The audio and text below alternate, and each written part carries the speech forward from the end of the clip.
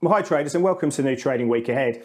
In last week's As Good as Gold video, we looked at the idea that we were going to break 1957. We could see a clean move up to 1981, 1987, which of course, as you can see from the daily chart, has been a big supply zone for some time. Now, we actually traded up to 1997, just shy of that 2000 level, and closed at 1981. So, I think the bulls would have liked to have seen the gold price close on its high like we saw in the following week, or the previous week, should we say. But that wasn't the case. We saw a few of the gold longs just taking a little bit of the top going into the weekend. And we've actually opened the new week a little bit lower at this precise moment. Now, the interesting situation is that we did see a very good week for gold. We saw it close up 2.5% in US dollar terms, which of course is where 95% of our flow comes from.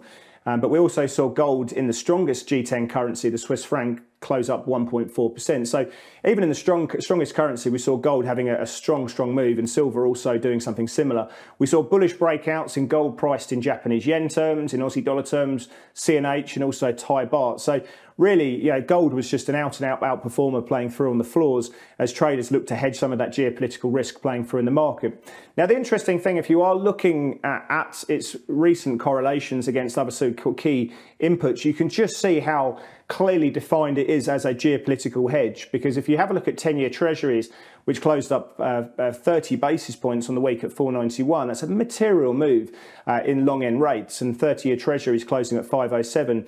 The correlation, or the 20-day rolling correlation between gold and the US Treasury mark has really pulled back quite sharply. We'd seen a situation where for some time gold had a very strong inverse relationship against 10-year real rates. You go back to June, we were trading at negative 0.84. That has now dropped to negative 0.46. So what we're seeing is a situation is where bonds are offering multi-asset portfolio managers absolutely no defence in the portfolio. In fact, it's part of the issue. As yields are moving up at the long end, we're seeing a bear steepening playing through. And what we're seeing is the discount rate is moving higher, our equity risk premium is moving lower. Obviously, the cost of capital for businesses is becoming higher as well, and that should slow demand playing through. But what we're seeing is a situation where people want safety in the portfolio. And we know that gold works very well in geopolitical times or anxieties around geopolitical events. But with treasuries not in the mix, people are going into Swiss franc and also in gold. And you can see that correlation between gold and the Swiss franc rising quite sharply to 0.75 on the 20-day rolling as well. Now, what we're seeing is a little bit of a kickback. We are continuing to watch those geopolitical headlines. One thing I'm saying, which is emerging positive for risk, somewhat negative for gold, is the idea that the IDF and the ground invasion may be delayed again. Of course, that's going to be a big factor in whether or not Iran play more of a role in this situation. Of course, Iran are the big elephant in the room in terms of the market's great concern, because that's where we get supply disruptions for energy, for European nat gas, and also for Brent prices playing through, as well as obviously bringing more regional players. But if the market genuinely believes this can be contained, we may see some of those geopolitical hedges being rolled off. Now, we have seen a situation where the volatility markets have moved quite sharply of late. We can see 1 month and 1 week implied volatility moving up quite sharply. We can see 1 week implied gold volatility at just shy of 17% at this precise moment, which gives you a sort of a move up or down with a 68% level of confidence of around 43 bucks. But where we can see some extreme sentiment moves playing through is in what we call risk reversals. So 1 week call volatility minus 1 week put volatility. And we can see calls have traded to a premium of 3.25 vols relative to puts, which is one of the highest levels we've seen for some time. Now, that may be saying that sentiment has got a little bit extreme. People are saying if we're going to get a move, it's going to be a more pronounced move to the upside.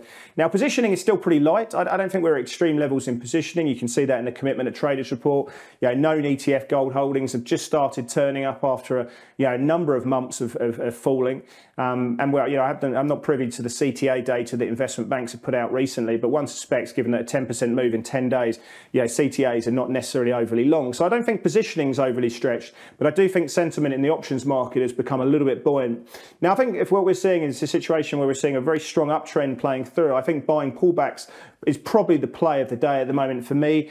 We're looking at that 23.6% Fibonacci retracement of that recent rally that comes in around 1953. That's also the levels we saw on the 1st of September as well. So if we are going to see a bit of a dip further down for people to look to buy in, as a swing strategy, for example, that 1953 area is probably the level that we want to look to support playing through. But of course, we are looking at that situation now where the gold market is clearly an out and out hedge against geopolitical risk.